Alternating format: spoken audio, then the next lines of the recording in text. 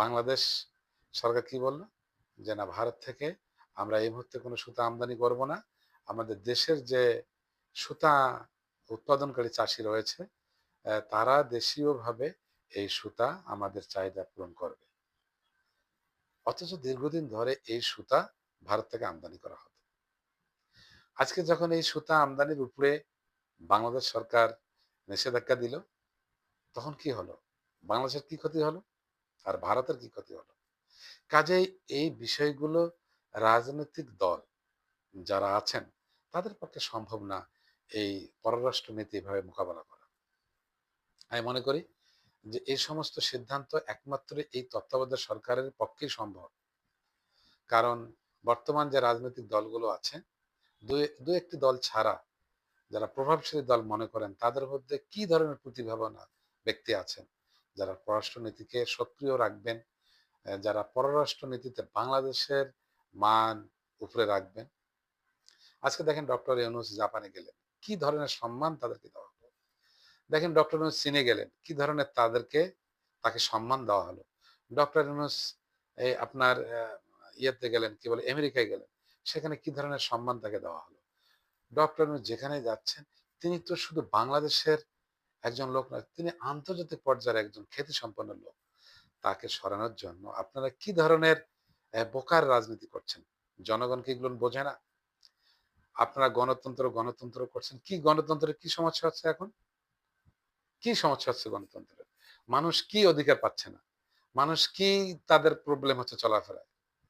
হ্যাঁ, যারা ক্ষমতা চান তাদের সমস্যা হচ্ছে। কিন্তু আমাদের কোনো সমস্যা নেই।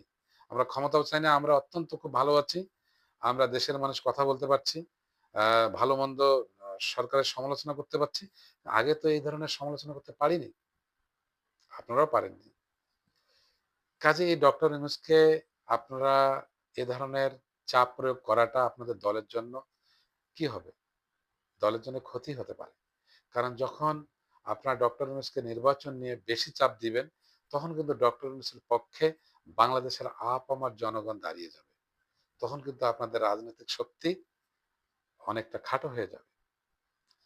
খালেদা জি তো বলেছেন যে, আমাকে এরকম দীর্ঘদিন ধরে তারা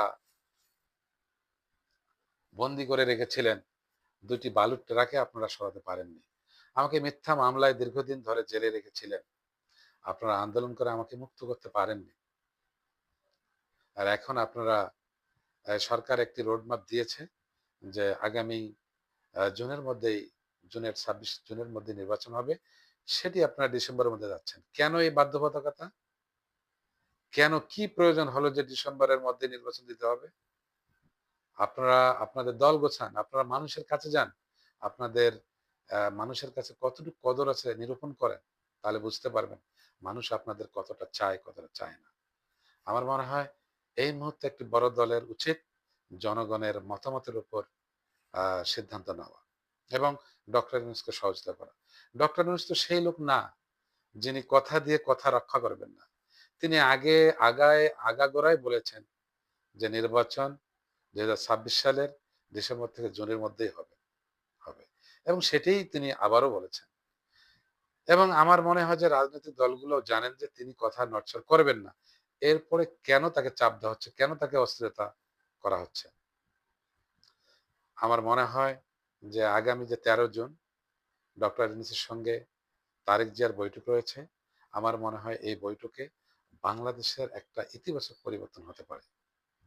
যদি রাজনীতিতে তারেক জিয়া সে ধরনের সংলাপ করেন ডক্টর ইউনূসের সঙ্গে। সবচেয়ে বড় যেটা কথা হবে যে বাংলাদেশের উন্নয়নে রাজনৈতিক দল এবং তত্ত্বাবধায়ক সরকারের ঐক্য প্রয়োজন। এবং এই স্বল্প সময়ে যদি ঐক্যটা ভেঙে যায়, তাহলে এই যে জুলাই বিপ্লবের যে আ আন্দোলন, এই ২৪ আন্দোলন, এই ২৪ সনের গুম, খুন, আয়নাঘরের যে নির্যাতন ছিল, জনমানুষ যে অত্যাচারিত ছিল, সেগুলো কিন্তু আবার ভেস্তে যাবে। কাজেই আমাদের সকলের শুভবুদ্ধি উদয় হোক এবং ডক্টর ইউনূস যে সময়টুকু থাকতে চান, সে সময়টুকু পর্যন্ত তাকে কাজ করার সুযোগ তৈরি করে দেওয়া হোক। এটাই আমি একজন সাধারণ মানুষ হিসাবে সমস্ত রাজনৈতিক দলগুলোর প্রতি আহ্বান জানাচ্ছি।